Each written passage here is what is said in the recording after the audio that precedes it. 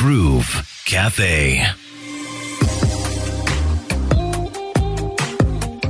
It is the Groove Cafe. It's good to have you here for another amazing conversation. And we bring you these conversations Monday to Friday. Now, my guest today, whoa, there's so much to cover. He has been practicing theater since his secondary school days. Now, he is a committed dramatist. He's trained, educated here in Uganda as well as the UK and USA. He is a British Council Fellow and a Ford Foundation International Fellow. He has a PhD in Theater Arts and Performance Studies from Brown University in the US, plus a master's in playwriting studies from Birmingham University in the UK. He's taught at King's College, Budo. He's worked with the BBC World Service and BBC Radio. He's been involved in big productions that you know, like The Last King of Scotland, and so many plays. I don't even know how to cover it all. He is currently a lecturer at Makerere University, specializing in dramatic writing. I have Dr. Charles Mulekwa joining me on the Groove Cafe. Crystal, I'm delighted to be here. I'm delighted to have you. It's nice to see you after many years, reminding me about... When I was still young and handsome. Who says you're not handsome anymore? You're distinguished now. Don't mess with time, Crystal. Hey. It's away out there. It comes for all of us. It comes for all of us. Right. So how are you doing? Very well, very well. COVID came, tested all of us. Oh, yes. And post-COVID, I had personal health challenges. Okay. But I'm happy. I'm a happy man to be well. I'm fine. No ache, no... Nice and healthy. Fine and happy. Did you actually get COVID? Yes, I did. I got COVID. I suffered it for like 11 days. And, I lost a couple of relatives. I lost a friend. I'm so sorry. I nearly lost a beloved uncle, but thank God he made it. And he went to oxygen. Oh, wow. For 13 days. Oh, that was a very scary time. Yeah, COVID gave us a challenge. I got my dose. Okay. So you have built a life around the arts, whether it's film, radio, TV, and is it theater as well? Yes. How has that been? Especially when we look back at a time, I talk to a lot of people now, and they say, for the longest time, parents weren't very supportive. Even if you go back 30, 40 years ago, parents weren't very supportive of the arts. Of the arts. Yes, I mean, when I decided to do radio, it was a bit tricky. They were like, this is not serious. Yeah. How was that for you? Well, it's the same story. And I must tell you that when they think they cannot be heard, they're still not supportive. It's just now they appear, a number of them appear supportive to be politically correct. But I've sat in the theater. One time I sat in a theater, and I think it was Maria Mandagire's show. Maria Mandagire is a good friend of mine, and it was her show, and I sat in there, and the person who seemed to be having the best time of it all was saying, and she was saying in Uganda that over her dead body, no way her child would go to study such a course. And I was thinking I even turned and said, so what are you doing here? Exactly. Yeah, you are seated here, you're laughing, you're having a good time, and you're saying your child wouldn't go to a course. Yeah, I and then she, kind of just continued laugh. So it's very confusing. As a lecturer at Makerere University, you do have a unique perspective because you see young people who have the talent and the dream, but then do they have the support? It's getting better. I'm telling you, it's getting better. Now it's the ones who are not for the arts speak when they think they cannot be heard, or when they think there's no artist within vicinity. But it's getting better. The young people that I teach tell me, I know one whose father is especially supportive, and she goes to work and the program ends at 9:30, 10. Everybody's looking for transport, and she says, my father is going to come for me. So, and this is a young lady who can well take herself home. And the whole time I was teaching her, she was telling us about how her father was so supportive. As for me with my family, the doubt lasted just, I think, a year or so. Okay. But once they realized that I think I was committed to it, they started becoming supportive. And one day I will never forget is coming home and I had my costumes. And they were doing general house cleaning, and I had my aunt, who was very disciplined, very refined, very particular about what she does. Say to them, whatever you do, don't touch his rags. They're useful to him. So I knew, okay, she has an idea. And she's appreciated. Yes, she's appreciative. And this time I put on the show and she came, and I think, because she's now my mother died and she became my mother. My mother, she said, this is the first play of mine she ever watched. But she came to this one. She came to watch Man to Man. Really? Yeah. After all the years? After all the years. She knows what I've been doing. She would read in the papers. She would follow. She would keep up. She would introduce me as, this is my son. He's a dramatist. But I think this is the first one she came to watch. She's watched the pieces that appear on TV. If it is a TV drama or if it is a film, she's watched that. But in terms of play, and the opening weekend of this show is the first time I saw her there. Oh, wow. That must have been very special for you. Yes, it was very special. I know myself, I would cry. I'm so emotional. Well, I know you wouldn't, men, but... boys don't cry. I know you're going to be strong all the time. So tell me about you growing up, because you know, this goes all the way back. Your passion goes back to secondary school. Secondary school, yes. Where did you grow up? Where did you go to school? Mbale town. Mbale. I was born and bred in Mbale. I think I was in Mbale until I was going to high school. Okay. And then I left Mbale to come to Kampala to Kololo SS. Okay. So I was in Mbale SS and I came to Kololo SS, the two largest schools, because in Mbale SS I think we had 10 streams per class. 10? 10 streams. Oh my goodness. 10 S1 classes and 10 S2 classes all the way to S4.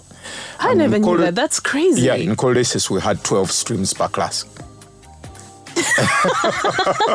Thank you. I never knew this. One A, B, C, D, E. These were huge schools. Yeah, these were huge schools. And those I went to Mbale SS for Olive, and that's where it started. And you know, when you're growing up, you're looking for yourself. You're looking for things to do. So I tried this thing called football, which the Americans call soccer. I played it. And I noticed that a good amount of times I was a substitute. So substitute is a kind of verdict on your... You weren't really getting the full opportunity. Yes, it's a kind of verdict on your ability when you're a substitute. Oh, man. So I would play. Sometimes I would get a chance to play, but that is if the main person was injured or tired, or if they just wanted me to play, it was a friendly match. These things of running were out of the question. I was always pulling the tail, as we called it. How can you pull the tail? That means you're at the end of it. At the last. That wasn't working. Breakdance broke out. Everyone was doing breakdance. I was too vain. What do you mean? Was it your I don't ego? know whether I was too vain, but I could have been too... Yeah, it could have been my ego. But it could also have been my fear of my mother. My mother was a disciplinarian. Ooh. And I'm not sure which one of the two. But the thing is, again, I was the biggest fan of the break dancers. So you're with them, but you weren't dancing. But I wasn't dancing. I was thinking, nah, that's for some people. But it was fascinating. And at that point, some of my closest friends were break dancers. And then one day I tried drama. I just went, but I was supposed to start in S1, but in S1 and S2 we attended school in the afternoon, not in the morning. Wait, what? That's how the 10 streams worked. Oh. So some people attended in the morning and others in the afternoon. That's how they would control the population. So S1s and S2s went to school in the afternoon, midday to 6 o'clock. So what were you doing in the morning? And then I was at home. Digging, helping my grandmother out. You would report to school for your school day at midday? Yes, the class would begin. Have I never heard this before? And but drama then, because it was run by people in HSC, the high school students, they were in charge, and the teachers were just on the periphery. It was the students who were in charge. They arranged it in the afternoon when they were free. So they would attend class in the morning, and in the afternoon they would go to the library from 2 to 4 or 2 to 3. Then 4 to 6 they were doing drama or playing football. So I waited until I got Form 3. That's when I joined drama. Okay, because then, managing that time, you had to study in the afternoon. Yes. Do you have a memory of the first time you were on stage and you felt like, yes, a moment for you where you're like, this is exactly what I want to do, where I want to be? I did not know whether that's what I wanted to do, but I knew that I was having a good time. Okay. The time I knew that is where I want to be, I think, is when one time I received tips enough to pay my tuition for a term. This was after a performance? On stage, yes. I was performing and people were throwing money onto stage and it was enough to pay my tuition. And that period of time, my mother was jobless. Yeah, she didn't have a job at that time. And I think that's how somehow the relaxation about, let him do. But that's not money the group had given me. That's money audience members had thrown onto the stage. That's kind of that's how much they appreciate it. Yeah, that's when I started thinking, maybe. And then there was a time also, there was a festival for UNICEF. We were wrestling with the 6 killer diseases. And UNICEF made this festival for drama to kick out the 6 killer diseases. And we made a play. It was called Bomsau, which is a Gishu word for be a doctor. So it was telling the citizen, be a doctor. And we acted in this play. It was a national competition. And the groups that won in the region came to the National Theatre. Okay. And we all competed. And then I got the Best Actor award. And that is when the currency had just been changed back from the large bills, and the 3 zeros had been cut, and the 30% had been cut. Crystal, you were baby. I'm you just have no listening. I'm just like, oh my gosh. I am enjoying this so much. If you had, was it, I think, 100,000, or was it 1 million? It became 7,000. From 1 million to 7,000? I think so, because they cut... If you have 1 million shillings, that's 6 you said zeros. You cut 3 zeros. You cut 3 zeros. Yes, so then you have 100. You have 100,000 left. Then you cut 30%. Oh my goodness. Yeah. So that would be 70,000, I think. 70,000. So 1 million would become 70,000. My award was not that. My award then was 100,000 because I remember receiving 7,000 shillings in the envelope, and it was money that I couldn't quite spend. But I'd also become a daddy before anybody was ready. Okay. I wasn't ready. How old were you? I was 21. Still very young. Yeah, the girl became pregnant when I was 20. Nobody was ready. And I just went and used that to buy some second-hand clothes or powder. But and took to the child. And I think that is the point at which I knew, okay, this way of life is a kind of lifesaver. Yeah. So I think from then on, I just would not, I started attending rehearsals more seriously. I started watching those who know. I started making best friends with actors who were very good, like Emi Mwanga. He's dead, God rest his soul. I would see those who were very good at what they're doing, watch them method. I think I was subconsciously learning what is happening. Okay. And then eventually I went to college. Now, at college, interesting things happened. I started making plays, improvised plays, with my friends. We were 4 guys, and we used to make plays and put them on. Okay. But we were too proud to charge. So you were doing it more for the love like, then. We don't want them to think we are looking for money, so we put on this place for free. And then one time, a drama group came from Kampala. But I think that they were not prepared when they came. I don't think that they rehearsed. I think they just thought, let's go to some college and make money. So it looked like people were just throwing themselves into a vehicle. Where were you at that point? Nkozi. Nkozi. By then it was the National Teachers College. And they came there, and the play wasn't good. Okay. And they put on the play. And they charged. And then they charged. And it was full to capacity. And then one of the students stood up and said, Mulekwa oye! In the middle of the play while it was running, yeah. Oh, wow. And, oh yeah. And afterwards, a few took me aside. They were ahead of us, second years, and said, you test the ground. Charge us and you'll see. Because you had seen some other people come in, charge a lot of money, and they had a full house, but they weren't that good. They weren't that good. So these guys took me aside and said, you charge and we see what happens. And we charged, and lo and behold, they paid. They paid and they came in. I remember we charged 500 shillings. They paid, they filled up the place. And from then on, we started charging. Oh my goodness. We started charging, yes. You know, I am hearing a story of a support system around you. Yes. Whether it was your friends, yes. Whether it was your... Or professionals in the field. I remember after high school, I wanted to join the music, dance and drama. And when we were doing the memorial for Rose Mboa, most people were talking about how they went there and she was the one who took them in. But I remember going to her and she said to me, I'm not going to let you in. I said, why? Am I not good enough? Why? No, she said, no. That's exactly why I'm not going to let you in. You can already do drama. So my advice to you is go and acquire a profession. Drama is not a profession right now. That's what she said to me. Go and acquire a profession. When you do, come back and do drama backwards. But you can already do drama. I'm not allowing you to do this course. So don't study it because she felt you already had the skill. Yes. That's what she said. She said, we're already doing drama. Go and acquire a profession and then you'll find your life easier. So I went back to the National Theatre. There was a man called Kiza Sarongoi, also died, God rest his soul. And another one who became my adopted mother. She was a great director. She was called Mary Jane Musungu.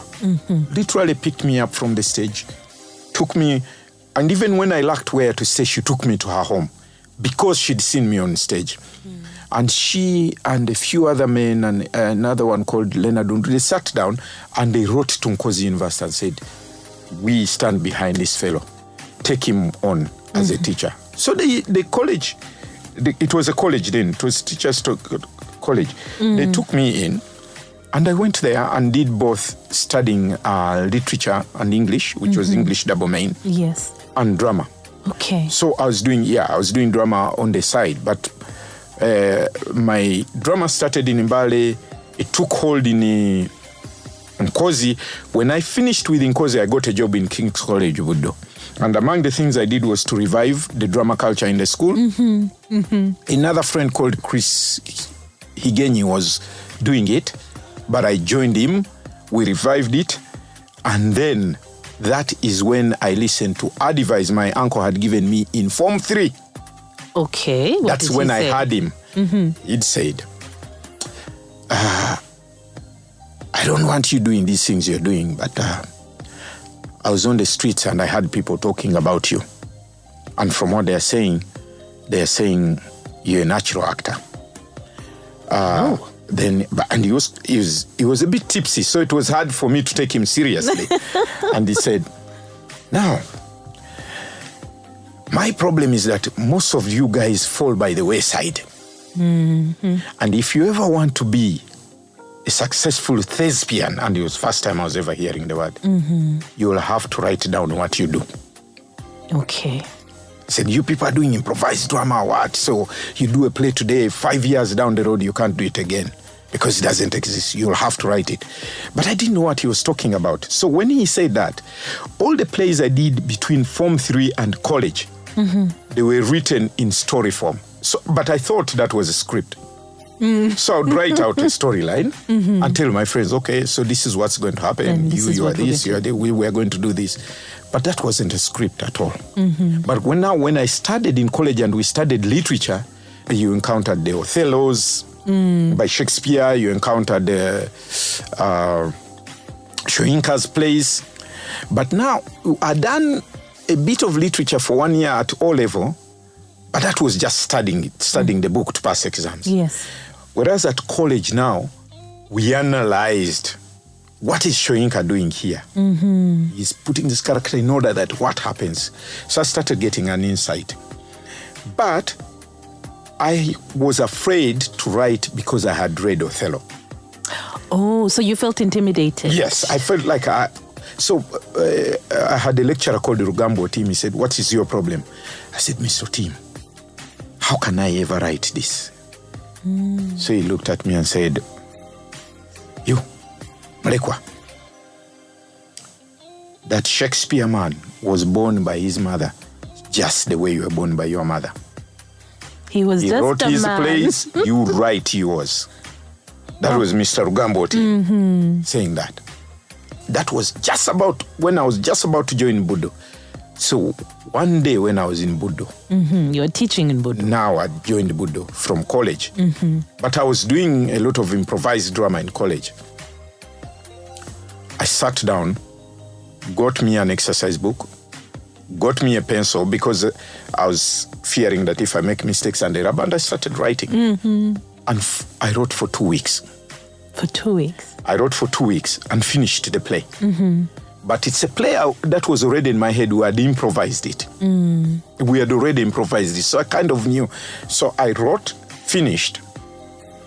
And when I'd called my friends for rehearsals, we were going to meet at National Theatre. I was walking down the street on Kampala Road at Diamond Trust, which is, Diamond Trust no longer exists.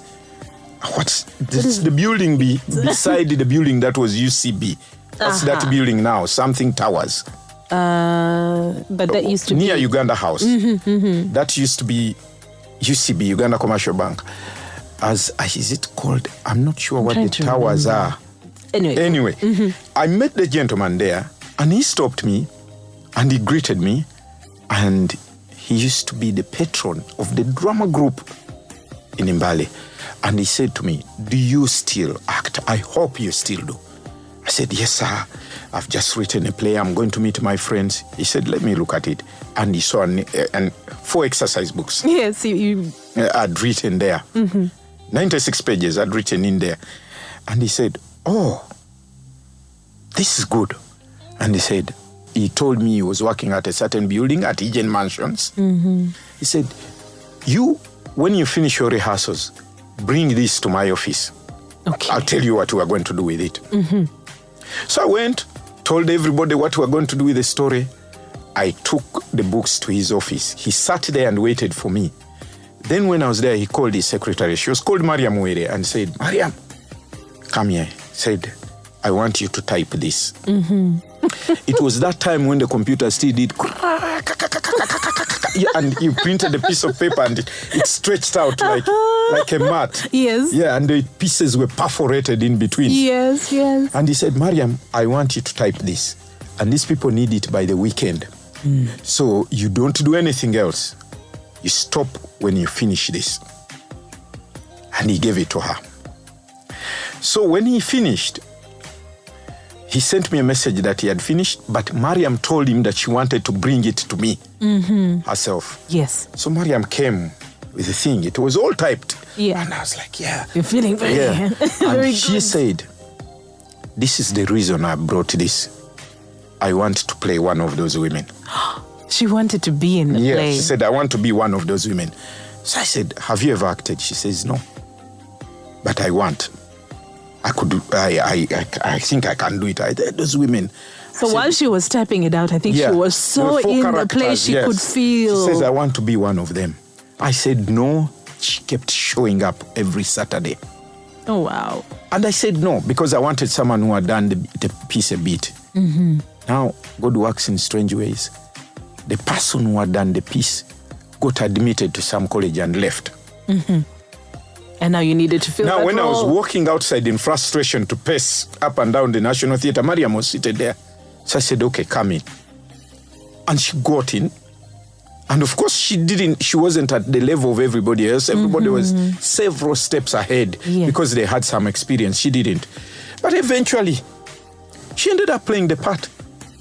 She was called Mariam Were. Unfortunately, she died from, I think she got a wound and an abscess, and they cut it, and she got tetanus and died, unfortunately. She played the part, and she remained in the group. And so we formed a drama group called Team Line, which rehearsed only once a week. once a week because I didn't have the money to pay people. So I worked out a group that had people who were either employed, gainfully employed, but wanted to do drama, or who were students and understood that I didn't have the money to pay them.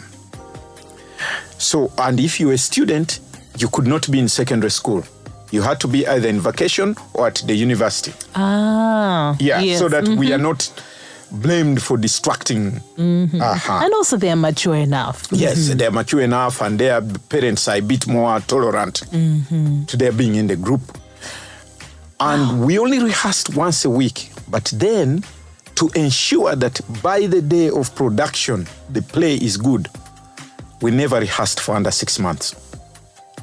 6 months? Yes, would take 6 months for rehearsal. To prepare? Yes, so it would take half a year of every Saturday from 2 to 5 rehearsing. That is serious dedication. Yeah. But I have to go back to your uncle's advice. I love his advice.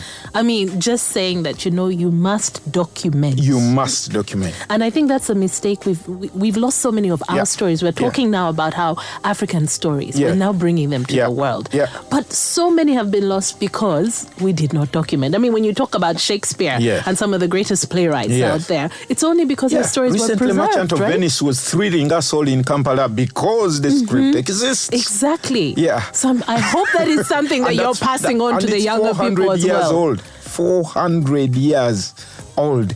Okay, I knew it was old, but I didn't know it was 400 years old. Shakespeare is a man of 400 years. I know. Of the time, 1500s. When you say 400, it's like, wait a minute. Yeah. No, but that is something that I think even with young and upcoming talent, and I hope that's something that you emphasize all the time. We must document our own stories, our own plays. Yeah. I remember seeing some amazing plays in the National Theatre. One was called Obunkenke in 1992.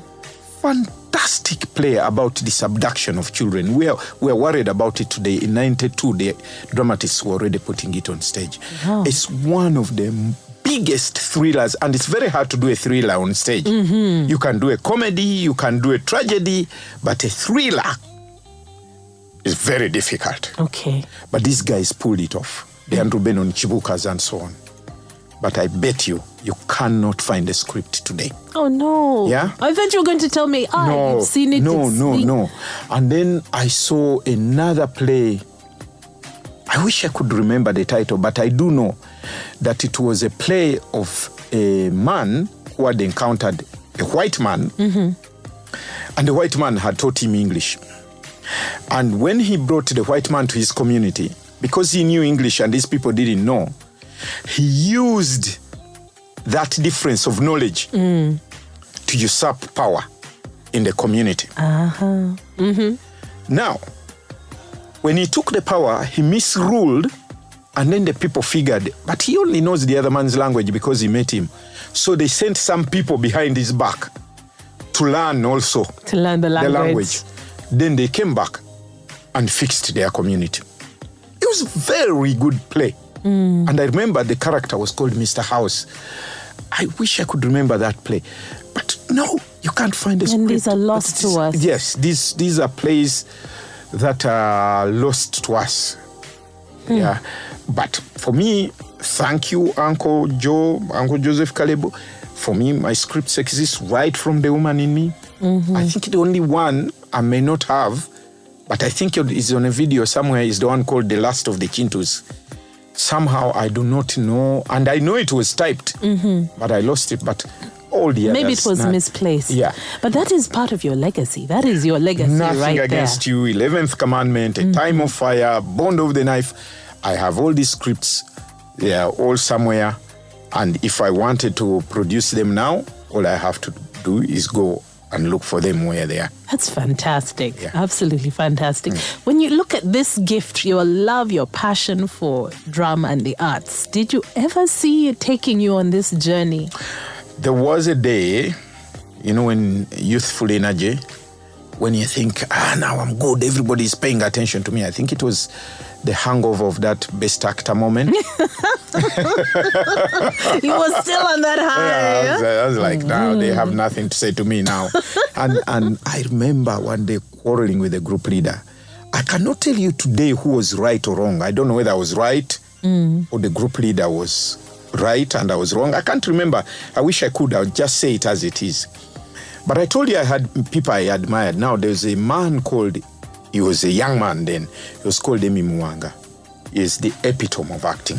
Like Emi, just, you didn't need any other acting class if you saw Emi doing his thing. And so the group leader and I were having a showdown, and I was so annoyed. I said, I'm leaving. I walked away, and Emi said, don't go anywhere, sit down there. So he said it like, and he was an assistant to the other man. He said, sit down there, cool down. And I was, no. You were angry I'm going away. Yeah. I'll go and play football.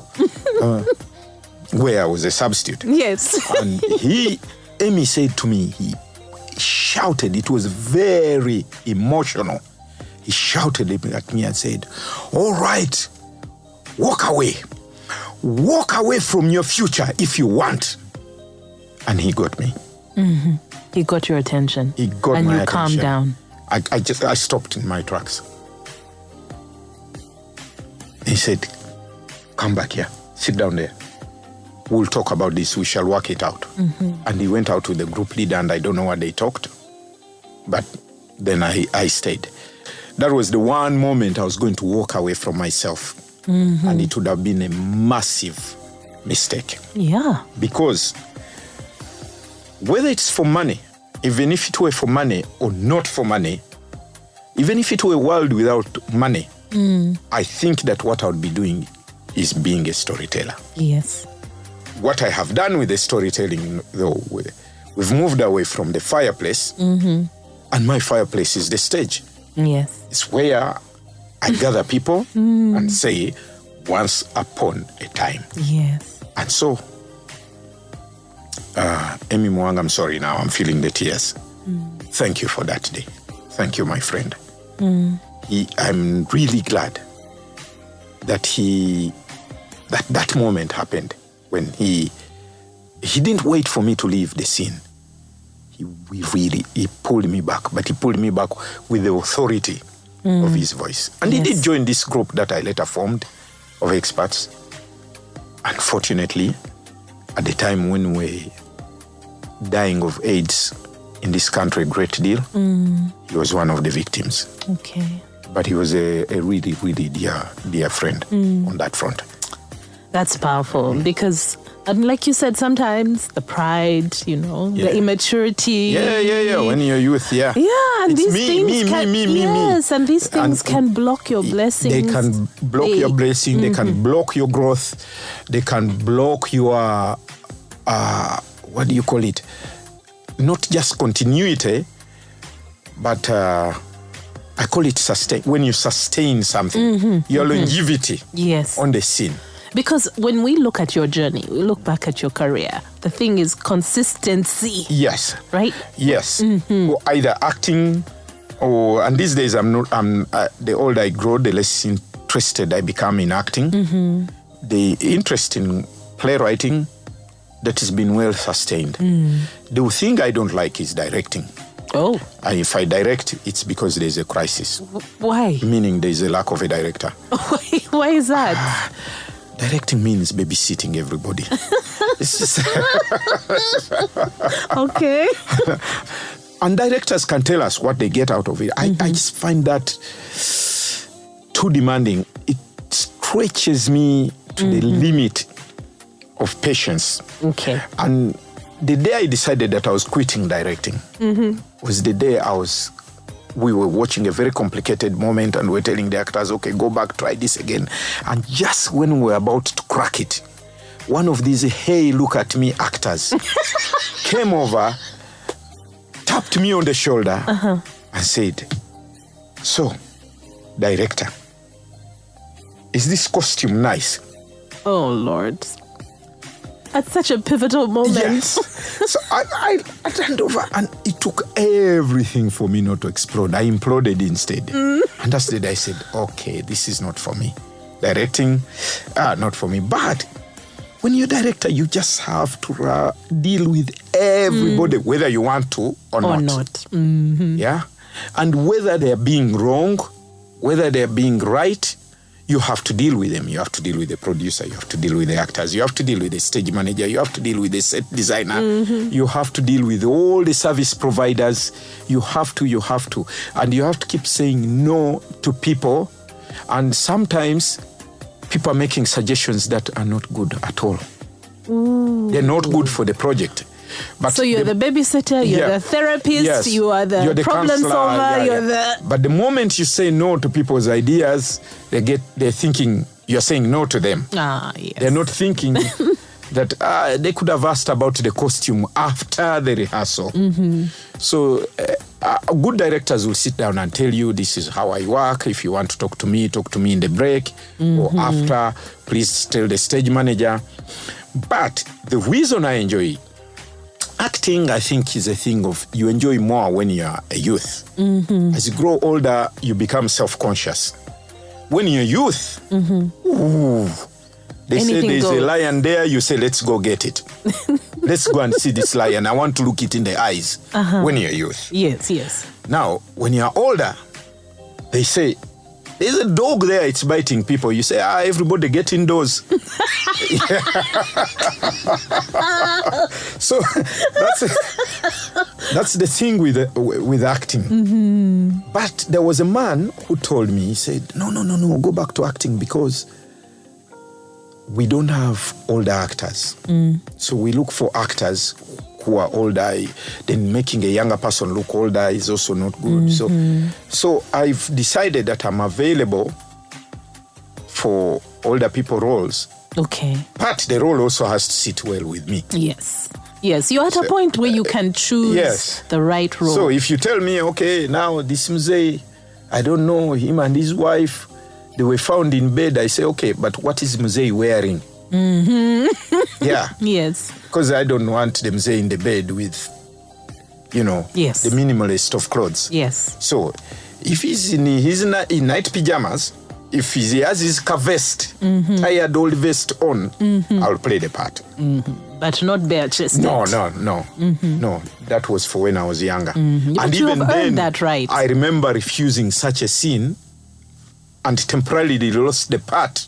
Even back in the day. Yes, I remember refusing that scene because my daughter had been born. Yeah. And no one told me about it. They just say, okay, now, but this man is a truck driver. He doesn't care. He sleeps with women left, right, and so I'm not going to play that scene. Why? I said, I have a baby.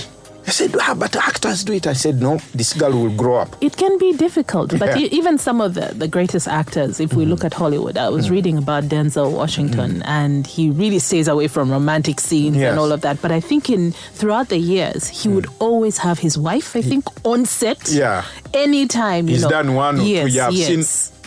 He did one in Devil in a Blue Dress, and another one in I think not Man on Fire. Not Man on Fire. The one with Out of Time with Eva Mendes. Yes, exactly. But no, Eva Mendes. It's suggested. The one he does with she's a black woman, and I know her. Yeah. Yes. Sana, is it? Yes.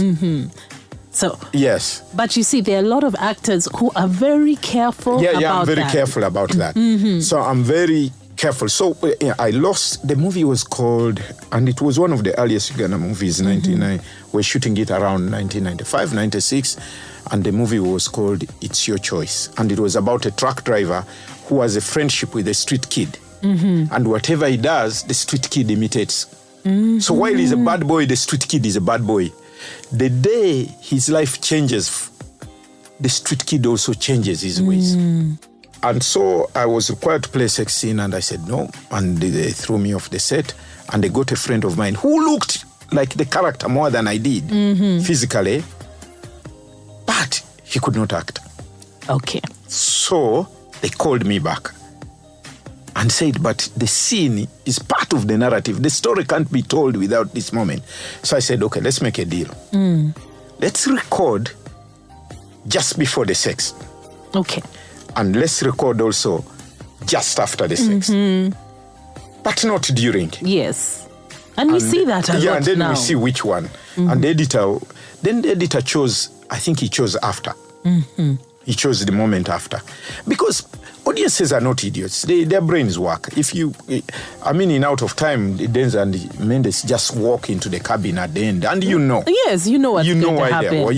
You know why they're walking in there. Or it fades out, it doesn't always have to be so visual. The Indians sing, and then a bee goes onto a flower, and you know that is pollination taking place. But as someone who's been in the arts for so many years, and when you look at what is coming out of not just Hollywood, even if you look at South Africa right now, we even look at Nollywood, there are a lot more sexually charged and explicit scenes in all the movies. Is it something that you feel that is necessary? Because I feel like sometimes it's unnecessary. I know a dramaturg who once told a student of drama, and this is when we were in the US, it is now time for the F word. Oh. Yeah, it's now the script, it is now time for the F word. Everybody must do what serves them well. And what sits with you well. Yeah, what sits with you well. At the end of the day, that's what every artist must do. And also stand their ground on things that do not sit well with them. It's hard to decide. And you know what's funny? Audiences also, they talk, they're judgmental. But when this Ugandan society was arguing about a play called, well, we can't say the word in Uganda, in another country we can, the V monologues. We remember that one. When we were arguing about the V monologues, I was not here, I was a student, I was doing my PhD. I do know, for example, that as the debate was going on, no, this play will not happen on this land, all seats had been sold out. All of them. So, yes. Yeah. Whereas the public was saying no, people were curious to see. They wanted to find out. It's peer, And one of the things I teach students about spectacle, the spectacle of drama is such that if you're walking down the street and there are two narrow paths, one on the right and one on the left, and you're caught up there, if there are two individuals on either side, and one of them is extremely well-dressed, and the other is in their birthday suit, the one in the birthday suit will have a bigger audience. That is the reality, yeah. But the challenge now for me personally as a dramatist becomes, how do I make the person who is well-clothed also a compelling subject for drama? How do I not necessarily pander to the birthday suit? Yes. Because there are those who do that, and that's their approach to artistic expression. But for me, no. I say every subject, if you and that subject meet at the point where inspiration is passing by, can well be dramatized. Okay. But that how compelling has it to is, happen. the quality, the story. Yes, quality is a story. But I also haven't told you why I enjoy writing over the three. So I've explained the acting, why I'm in and out of it. Directing why I don't like it. Yes. Only if there is no director of ability within. I know how it works. I just don't enjoy doing it. Okay. Then writing I enjoy. You love it. I love it. And I tell my students that the reason I enjoy writing is that by the time I write that there's a word that is every writer's best friend. It is called end. By the time I put that 3-letter word with a huge impact, I have played every part in the play. I don't even need to appear on stage. I've played. So you live it, you breathe it, you think it, you dream it. In the period I'm writing plays, people in my house always going, what did you say? I said, no, I'm talking to myself. So if you want to bathe and you're in my house and I'm writing a play, you better enter before I do. Because I'll be in that bathroom for a really long time. Playing out those fellows, testing if the character works, testing if they would say that or not, testing under what circumstance they would say that. Now, if they said covet, do they mean covet or do they mean want? Do they mean desire? I'm going through it and I'm putting all those words. Delete, enter, came to my home because covet my wife. You came to my home because you want my wife. You came to my home because you desire my wife. I just keep playing until eventually I decide, okay.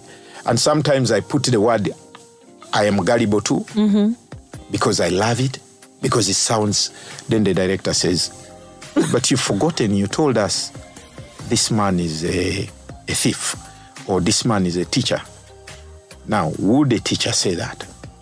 And you have to go and think again. Yeah? Because the words that the teacher will say, the words they won't say. You also have to be open. You have to be open to positive criticism. Yes. Because you're all working to make it the one best. that challenges your mind. Yeah. Sometimes you put a word, it says, no. You told us in scene 3 that this character believes this. Now, why are you telling us in scene 5 that this is credible? Are the two things connected to you? Then you have to go back and rewrite. You have to go back and rethink and then rewrite. So you get lost in it. You get lost in it. As writers, I don't know whether they're called quacks or tidbits. Those, the Baganda call it little special things about... little special things. And they come and they fall into your script. Then an actor says, I don't feel it.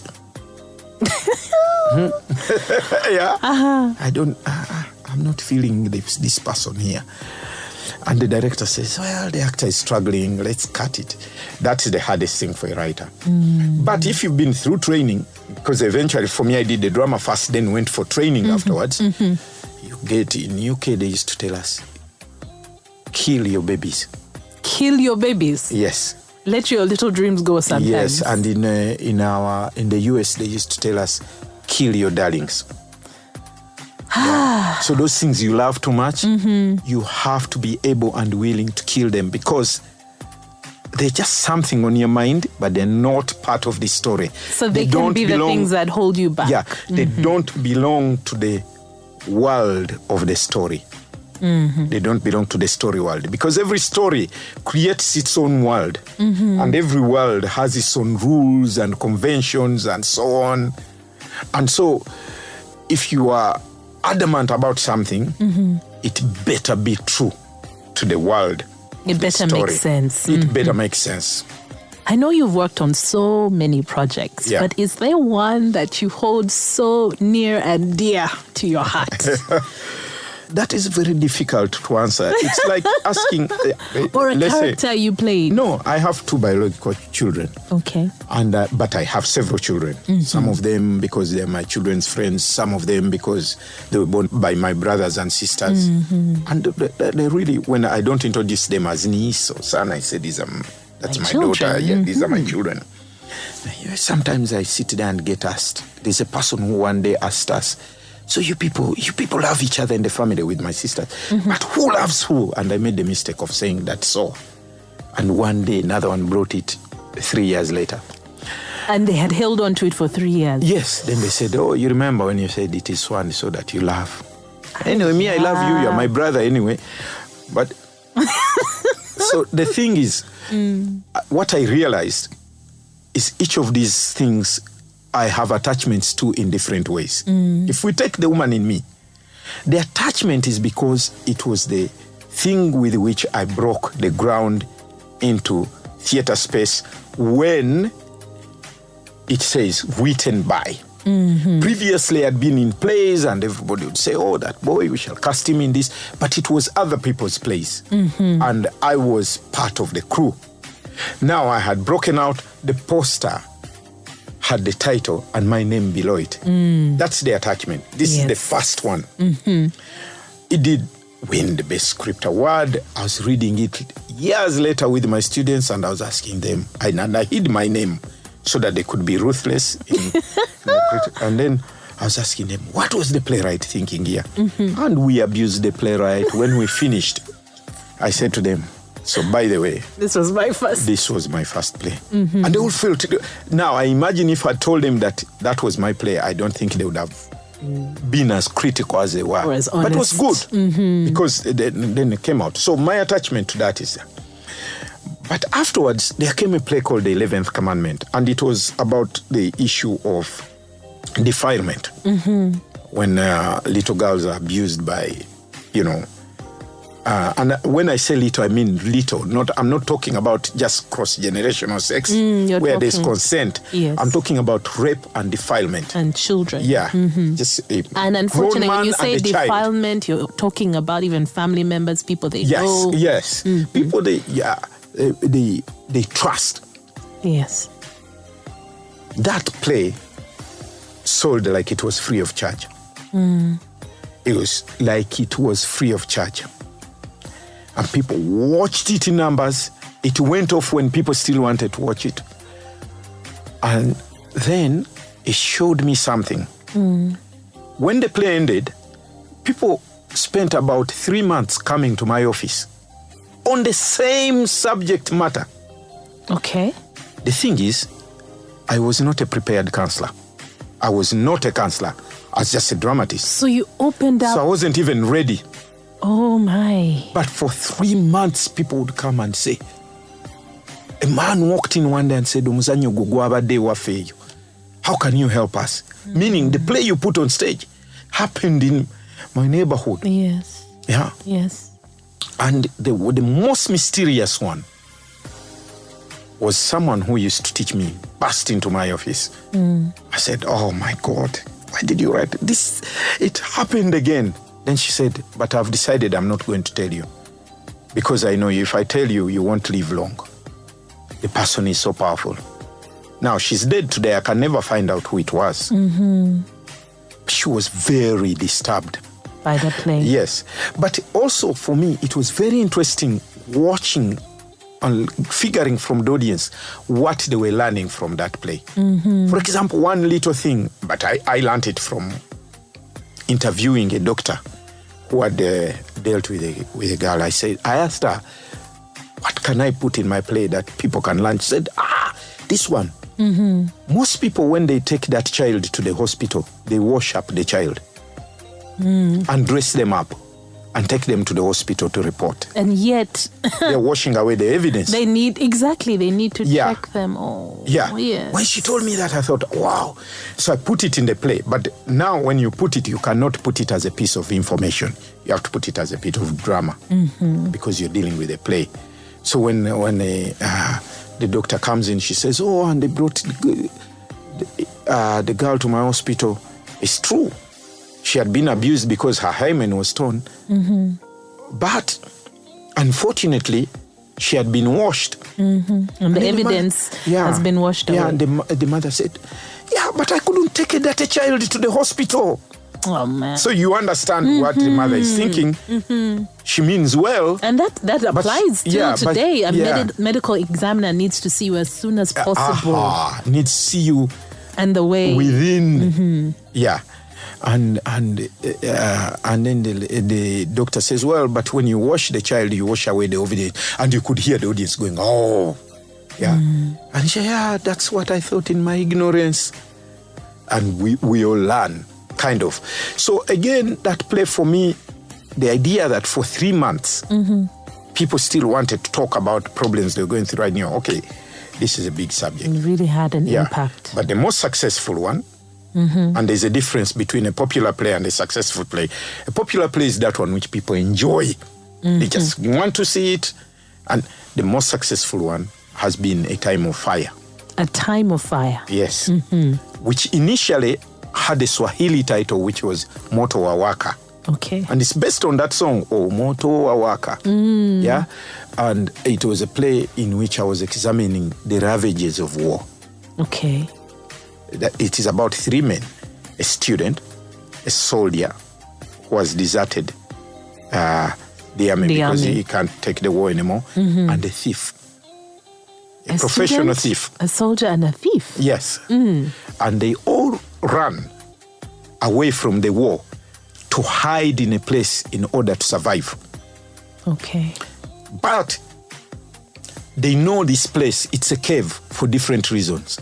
The student knows it because he came there during their history lessons. The soldier knows it because he lands there when he's walking away from it. The thief knows it because when they used to steal stuff, this is where they would hide it. And they all end up there. So they run away from the war, but they end up bringing the war with them by the things they do to each other when they meet in that cave. So it's another kind of war. It's now war between me and you.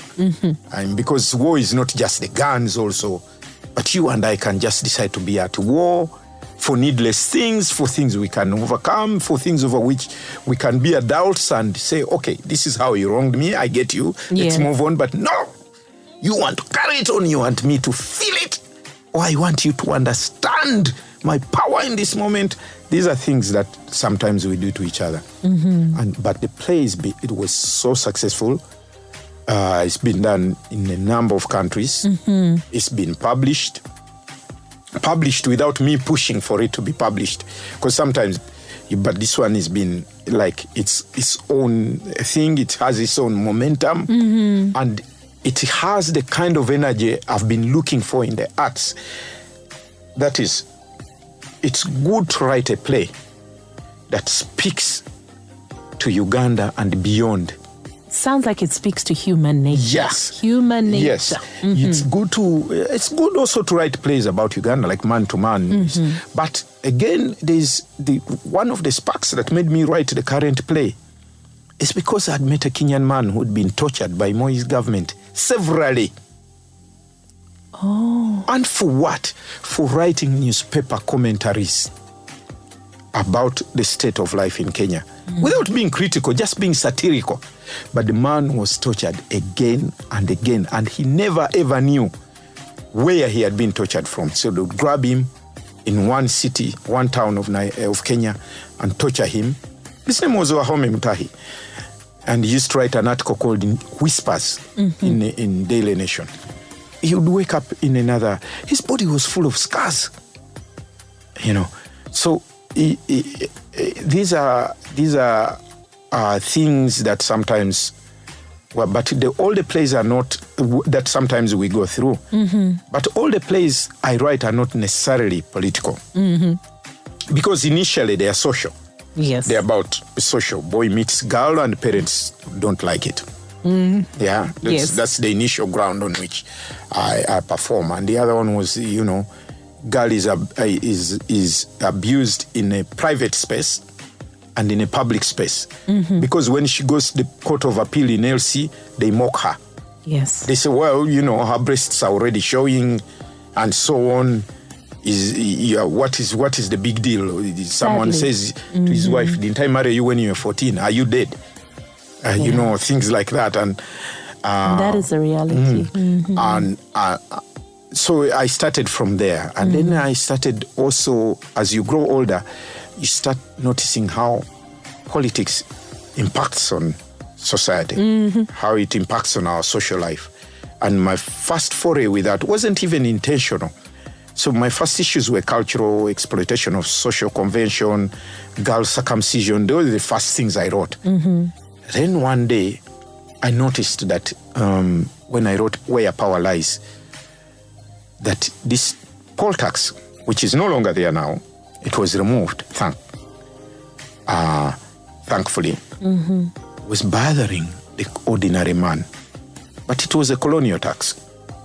It was put initially by the colonialists. They used to call it head tax. Then the Africans... Was it like a graduated tax? Yes. It eventually became graduated tax. The name, the nomenclature, the name of the thing keeps changing as those who undergo it also change. They say when the bird learned that the hunter could shoot without missing, the bird also learned to fly without patching, without landing in any particular place. So when it was head tax, what people would do is they would build big huts.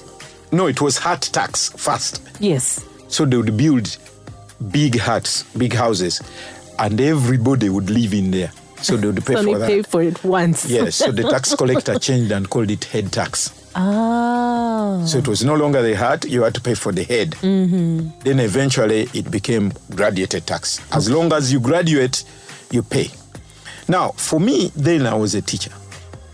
My salary was laughable compared to a minister's. Yes. But we were paying the same tax per year. We're both paying 100,000. My salary was even less than 100,000. And you had to pay that. Yeah. Everyone was expected to pay that amount. Yes, all of us, me and the minister, we were all paying 100,000. So already that's a social injustice. That wasn't right there. sitting. Yeah, it wasn't sitting well with me. Then one day, because my landlord said to me that he hadn't paid the tax for 9 years, I asked him how come. He said, well, you see, I get out and I drive in a Benz. The tax collectors never ask me anything. No one ever stops me. No one ever stops him. He gets out of his car, gets into the Benz, goes to work, gets out of the Benz, goes into his shop. Now, but the tax collectors used to find a man they can intimidate, they can inconvenience, the ordinary person. Yes. My landlord was not an ordinary person. So they would do that. And I read of a man in Banda who had run from them and ran into the road, and he had been knocked. The tax collectors were not knocked. He was knocked. Yes. Then another one in Uganda fled from them, hid by the bush, but where he squatted, there was a snake. True story. It bit him. He died. Then two brothers in a place called Gogonya in Nkokonjeru side were running from these guys, and they ran over a cliff and they fell in a river. They didn't know how to swim. That was it. So all these different people being affected. Yeah, all these different people were being affected. By this tax. By this tax. And then I went one day for a funeral in the village. And there were no men around. Just the women. So I said, where are the men? They said they're hiding. I said, who are they hiding from? They said, from the tax collectors. Oh my. It was that serious? Yeah, if they come to the funeral, they will be arrested. I said, so some of them come back to their homes in the night.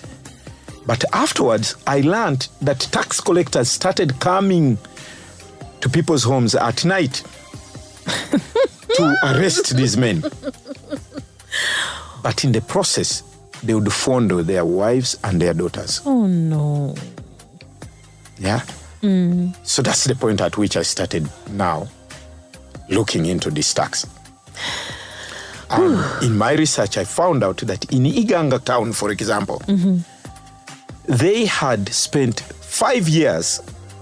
They had taken 5 years. Because I'm about to misuse the word spent. They had taken 5 years spending 240 million to operate the tax collecting, but collecting 200 million.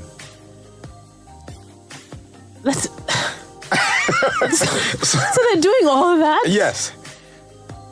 And they're not even making it? Yes, they're not making it. They are collecting 200 million, but the expenditure for that process is 240 million. So then I asked some people who were old and wise. I said, what do we do now? What can be the solution? And someone told me this is very simple. All government has to do is put 0.1% tax on other things, like cigarettes, like beer, and they'll collect that money and even more. Yes. I thought, okay, now time to write the play. So I wrote that play, Where Power Lies, in which a father of two brothers, they go and fondle his wife and daughter at night because he can't pay the tax.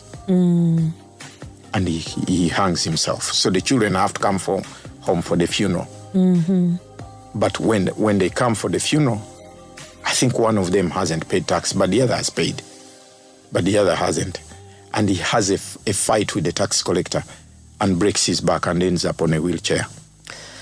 Wow. So the rest of his life is in a wheelchair. Yeah. Well, I have to give it to you. You are such a storyteller. I am spellbound. But I've just looked at the clock. Yeah. Unfortunately, we're out of time. Yeah. But my goodness, what a pleasure having you. Thank you very much. Thank you for coming in. Yes. For someone who's listening in and they want to find out more about you, they want to maybe get in touch with you, what would you advise? We do know you're at Makerere University. Yes. But is there anywhere else they can find you? Really, I work for Makerere, so that's the best place to find me. Really. These days I go to Makerere and I go home, or I go into wherever drama is happening. Okay. So we might find you at the theaters. You might find me at the theaters. You'll find me at Indere Center. You'll find me at National Theatre. But if Liverpool is playing, you look around in all the places that are showing that match. nothing else happens. So, When so you are a Liverpool fan. Everything comes to a standstill. Liverpool fans are diehard. Everything comes to a standstill. Yeah. Okay, well, thank you so much for coming in. It was truly a pleasure sitting down Crystal, with you. it's good to catch up with you again. Yes. We never made it to friendship, but... Well, we started now. Let's see what happens. Right. It's good to see you again after a number of years. Yes, thank you so much for coming in.